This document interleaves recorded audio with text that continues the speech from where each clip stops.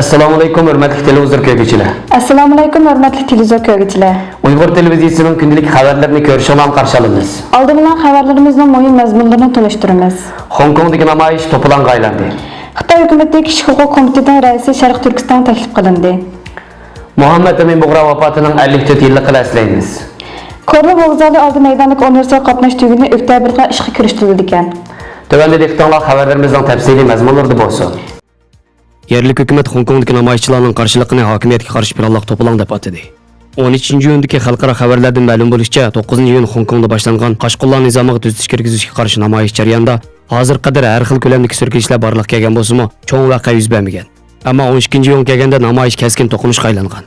12-iyun namoyishchilar Qashqullar nizomiga tuzish kirgizishni amaldan qoldirishni talab qilib, Hong Kong hukumatining qonun turg'izish komitetini qurishib olgan bo'lib, soqchilar bilan namoyishchilar orasidagi to'qinishda oz deganda 72 odam yaralangan.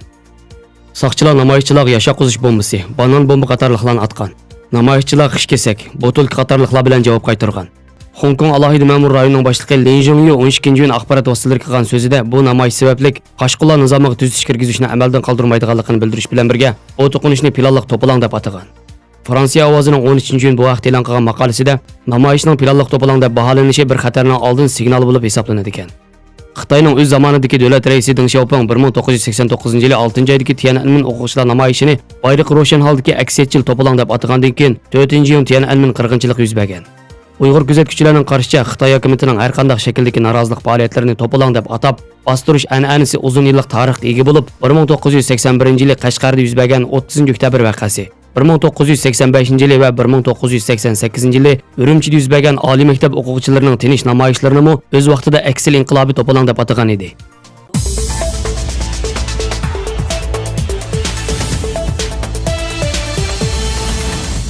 Xitoy hukumatining Uyg'urlarni lagerga qamishi xalqarada zo'r diqqat qo'zg'agandan keyin Xitoy hukumati bir qism davlatlarning diplomatlarini Urumchi, Qashqar va Xotan qatorliq joylardagi tarbiyalash markazlariga ekskursiyaga o'rlashtirgan. 13-iyun kuni Xitoy hukumati Birlashgan Davlatlar Tashkiloti Kishilik huquq oliy kengashining raisi Michel Pachilotni Sharq Turkistonni ziyorat qilishga taklif qildi. Janubiy Xitoy Etiganlik gazetining 13-iyundagi xabarda bildirishicha, Xitoyning Birlashgan Davlatlar Tashkilotida turishliq bosh elchisi Chinshu Janvandagi muxbirlarni kutilish yig'inida bu taklifni jakarlagan. Hamda rais Michel Pachilotni Xinjiangdagi ma'rif orqali tarbiyalash markazlarining asabiylikni tugatishga qanday yordam bo'lganligini o'z ko'zi bilan ko'rib kesgan degan umiddamiz. Chunki ko'z bilan ko'rganga ishonish eng oqilanlikdir degan. Ilgari Xitoy hukumati Birlashgan Davlat Tashkiloti amaldorlarining ichki ishlarga aralashmaslik sharti bilan Sharqiy Turkistonga tekshirishga borsa bo'ladiganligini aytib kelgan. Ma'lum bo'lishicha, ilgari Chilining prezidenti bo'lgan Michel xonim 2018-yili avgustdan boshlab Zayd Husaynning o'rniga chiqqan hamda izchil turda Birlashgan Davlat Tashkilotining Uyg'ur diyoridagi tutqun ahvolini tekshirish lozimligini ta'kidlab kelgan ekan. Ammo u bu taklifga hozircha inkas qaytarmagan.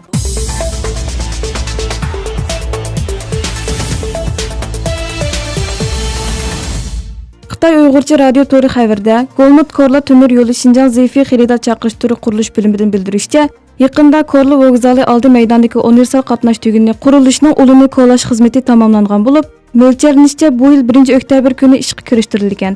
Yo'lovchilar temir yo'l, uzun yo'llik yo'lovchi toshish, shahar ommaviy qatnashi, taksi qatorliq ko'p xil qatnash qurollariga 0 oraliqda almasha oladi ekan. Ig'ilishcha Korla vokzalini o'zgartirish, kengaytirish turi vokzalda yangidan quriladigan vokzal binosi qurilish va vokzal oldi maydondagi universal qatnash tuguni qurilishdan iborat ikki qismdan tarkib topgan bo'lib, bekat oldidagi maydon universal qatnash tuguni qurilishdan egilgan yer ko'lami 20 ming kvadrat metr. Qurilish ko'lami taxminan 41300 kvadrat metrga, silinadigan umumiy mablag' taxminan 200 million yuan xalq puliga yetadi ekan. Ilgari vokzal oldidagi maydon ochiqchilik bo'lib, sirtqi rayon jamiyat avtomobillarini to'xtatish o'rni, ichki rayon ommaviy avtobuslar to'xtatish o'rni, o'rtadagi rayon avtomobillar mangdigan yo'l edi. Bugungi kunda vokzal oldidagi universal qatnash tuguni qurilishi 3 qavatga bo'linib, yer osti 2 qavati taksi va shaxsiy avtomobil to'xtatish maydoni, yer osti 1 qavati uzun yo'llik avtobusda yo'lovchi toshish bekiti.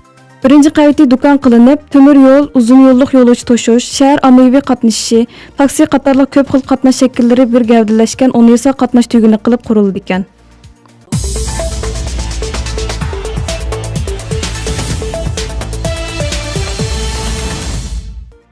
Vatanparvar, tarixchi, yozuvchi, siyosiyon Muhammad Amin Bug'ra vafotining 54 yillik munosabati bilan marhum ustozni duo bilan yod etamiz. O 1933-yili 5-aprel Xotan Islom xonligini qurib amir bo'lgan. Keyin Majungyingning hujumida Xotan Islom xonligi 1934-yili 28-iyulda barpo bo'lgandan keyin Afg'onistonga berib Yaponiyalik konsul Kitada Masamoto bilan do'stlik munosabati o'rnatgan. Keyin Chungchung orqali Sharq Turkistonga qaytib, o'lkalik hukumatning muavin raisi bo'lgan. Muhammad Amin Bug'ra 1949-yili Junxo Xalq Jumhuriyati qurilib uzoq o'tmayla qaytadan Hindiston orqali oxirgi manzili Turkiyaga yetib kelgan. 1965-yili 6-oyning 14-kuni Anqarada vafot bo'lgan. Muhammad Amin Bug'ra vafot bo'lib 22 yildan keyin, ya'ni 1987-yili Istanbulda Sharq Turkiston tarixi degan kitob nashr qilingan. Bu kitobning originalini amaliyotda Muhammad Amin Bug'ra Afg'onistonda Yaponiya konsuli Kitadaning yordami bilan yashayotgan chaqlarda yozib chiqqan original edi. Muhammad Amin Bug'ra o'zining hayotini, mustaqil davlat qurishdagi jarayonlarini yozgan. Kitada konsul bu qo'lyozmani yaponchaga tarjima qildirib, Arita Xachiro apandimga avatgan. Muhammad Amin Bug'ra yozgan Sharq Turkiston tarixi dunyoning har qaysi joylarida muhojirat yashayotgan, vatanini mustaqil qilishni xohlaydigan Uyg'urlar tomonidan qizg'in suyuladi. Bu sababli Muhammad Amin Bug'ra hozir Xitoy Kompartiyasi tomonidan qattiq tanlanadigan shaxslarning biri. Xitoyning bu asarga bo'lgan bahosi o'lgunchi unsurlarning ideya va ruhiy teoriki, to'polon va bo'lgunchilikni qo'zg'aydigan siyosiy tashviqot, Xinjiang milliy bo'lgunchiligini sistemlashtirgan, nazariyaviylashtirgan siyosiy muqaddas kitob deb eng yuqori darajada ayblgan. Biroq bu kitob har xil yo'llar bilan Sharq Turkistonga kirib, Uyg'urlarning orasida tarqalib o'qilmoqda va hozir millatning iftixori ruhiyatining muqaddas kitobi sifatida nur chechib turmoqda. Bir ömür vatani xalq uchun kurash qilib o'tgan bu azimat 1965-yili 14-iyun dushanba Anqarada vafot bo'lgan. Xabarlarimizni ko'rgan Allohga rahmat. Ko'rishguncha omon bo'linglar. Xayr xo'sh. Allohga emanet.